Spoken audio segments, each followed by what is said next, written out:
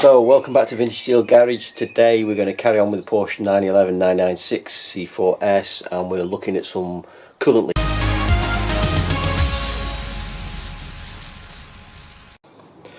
So in the service history of this car, for quite a long time, even through Porsche dealerships and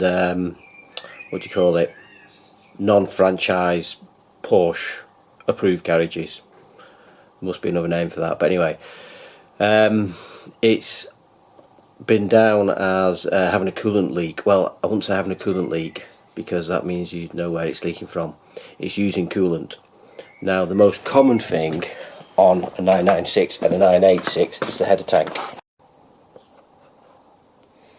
Okay, so the most common causes of leaks on these are the header tank. Starting off with the obvious stuff, and the obvious stuff on a Porsche 911 is to look at the header tank. Now the caps, which this is one of them here, it has basically the part number at the end here is 996 106 44701. Now they've come up with a modified one and the latest one is 04. I'll be honest, it does look exactly the same. But I had a problem with my Boxster with this, so I fitted a new one. So this is gone, and I'm going to fit this new one. Worst case scenario is it's a cracked liner pressurising the coolant system and pushing the coolant out. But let's not get into that yet or worry, or have someone put in the comment it's the IMS bearing, because that's the cause of everything on a Porsche 911, the IMS bearing. Let's start off with the obvious stuff. New cap fitted. So this is the header tank here on the 911, very similar to the Boxster, and there's a couple things to look for. There was actually coolant, if I just tip it up a little bit, there's coolant just in there, and to get coolant in there it means it's getting past this cap, and this cap, if fitted and working correctly, will blow at 18 psi. So at 18 psi that will blow, drip into there. There's a little tube down there where it drains to the floor. To be honest, it was dark, so I didn't have a look at it and see. The other potential issue, and this does have a bit of controversy of what it actually does, is a bleeder valve here. Now this bleeder valve, what the purpose of this is what it says, it bleeds air, because you need to get the highest point. Now this one is, I think this is from the engine, and there's one on the other side from the heaters, or it could be the other way around. But basically this at 8 psi will lift, and there's all controversy on whether this should work or shouldn't. This will basically lift up. You can manually lift it like that, and that's basically to burp the car. But this will lift up, and I'll be honest, it doesn't feel like it's working very well. This will lift up at 8 psi and it will let air out from the highest points and it will drop back into the tank. If at 8 psi, and again this does not vent to atmosphere, so this is just venting, at 8 psi this opens and it connects the two highest points to the bottle and it lets air drop into the bottle. If the pressure builds up further past 18 psi, the vent in here will operate and it will leak. Now I think the problem here was the fact that this wasn't sealing properly. So I'm going to put this back on. You may just see now that it has like a witness mark all the way around it, and at this point here it wasn't sealing properly. Let's just see if we can get the light on that. You can just see a faint line all the way around on the rubber seal, and then at that point there where my finger is there now, where my thumb is, there isn't any. And then as we come round again, you get the line. Can you see that? So I'm going to try screwing this back on, make sure it's fine there. So to recap, there's three areas that you can have problems with these header tanks. One is the cap, make sure it's an 04, that's the latest one. Make sure it's sealing properly there, make sure it's on tight, make sure this is operating correctly, and these screws on here do look a little rusty, it looks a little potentially defective. Is this bleeding properly? and also you can have cracks in the bottle. But if you have cracks in the bottle, usually they expand, it'll leak from somewhere else, it won't leak from here. Now the other job I've done, which was a quick fix but I actually quite like, is just over here. I managed to take the filter off, and like these bellows here, these convoluted bellows, there's another pair here, and I actually split them because this comes off. You take this off like this when you're taking the air filter out, and I managed to split them. So I've sleeved it with a little bit of blue hose. I quite like that actually. Obviously with the blue it's sort of added 50 brake horsepower to it. So I might just leave that for now, because again that is a bit of a nightmare to get to the screws. You've got to take all the inlet manifold off, and I really can't be bothered doing that. This car has had a history of to be monitored on the service. Now obviously on this channel we're not about to be monitored, we're about fixing things. So what I've done, of having all the belly panels off, obviously we've been working on the rear suspension. So what I'm going to do now is show you where I've noticed one of the hoses leaking at the front, which is a hose probably 12 inches long with two 90-degree bends in, and it seems to be the join between the actual hose and the aluminium pipe. So it's a bit wet as well on the hose, so I'm not sure if the hose is actually split and I need a new hose. And then the end of it is there.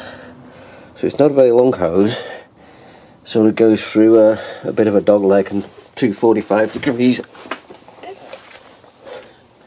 to there. It's there. So anyway, I'm going to try and get it off. In fact, from here you can probably see it. In fact, actually you can probably get it better from this side. Look, it's there and there. So it's actually better to get from here than underneath. Right. So I've got the hose clip off, and these are a wonderful tool to use. Basically you squeeze these and it pulls up on the end here, and basically you can just put it on the tabs on here, put it on these tabs here, squeeze it and pull the hose off. Now what I'm going to try and do is get this hose moving, which is not easy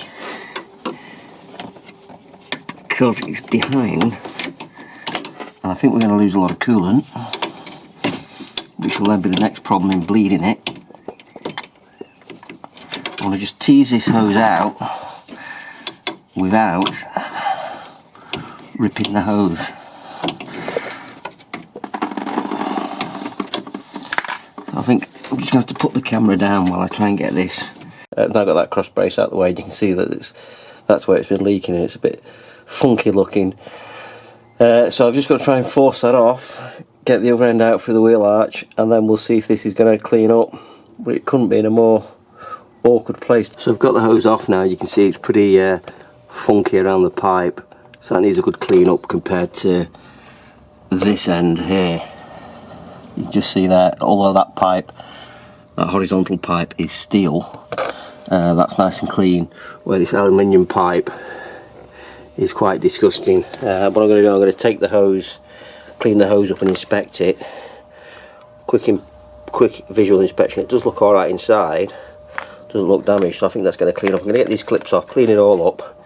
The only thing I've spotted is it looks like it might be an aftermarket pipe already, this, because it does say Spain Gates on it, so I wouldn't have thought that was a genuine part, so that's interesting.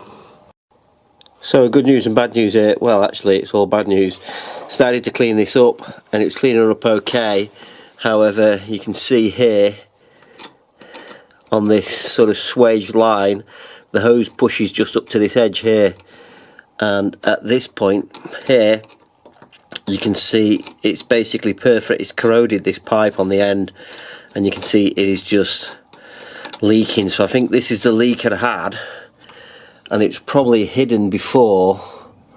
This would have all been hidden by the belly pan, so you wouldn't have seen this leaking down, probably dropping on, and it was trying to sort of crystallise itself and set. So this could well be the leak that's been troubling this vehicle, this coolant leak, for a while. And you can see it's obviously leaking quite badly now.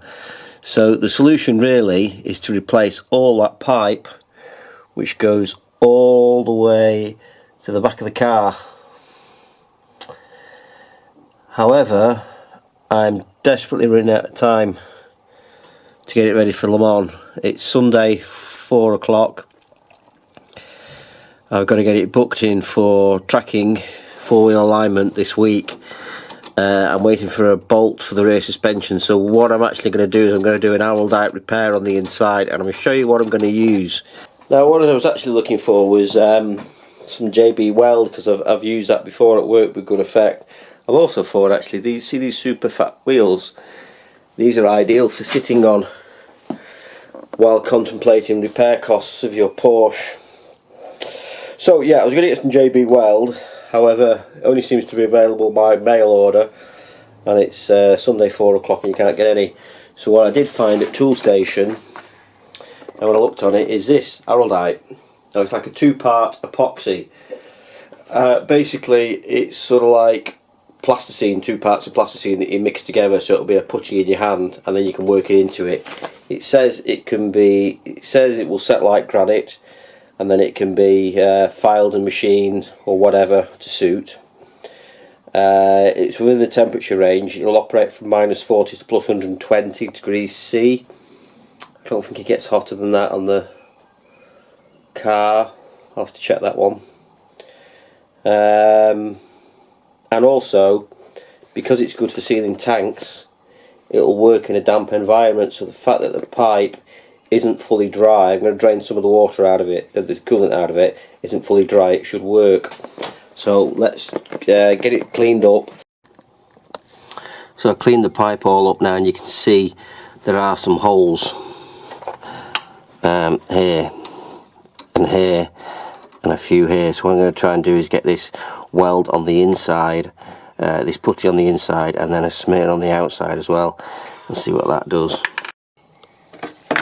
So it says I've got about a 5 or a 10 minute window with this putty, so I can't really be messing about too much. But if you have a look here in the end, you see this is where the sort of the two parts of it is. So we've just got to mix this together.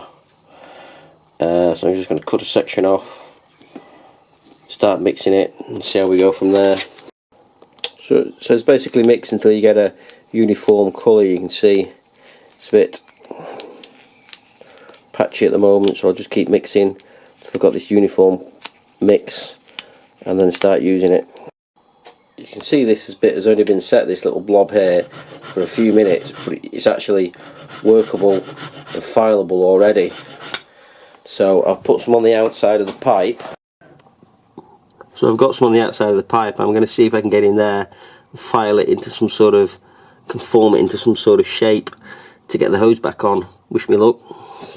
I've had a rethink about this radiator repair with this Araldite putty. I've repaired the outside of the pipe,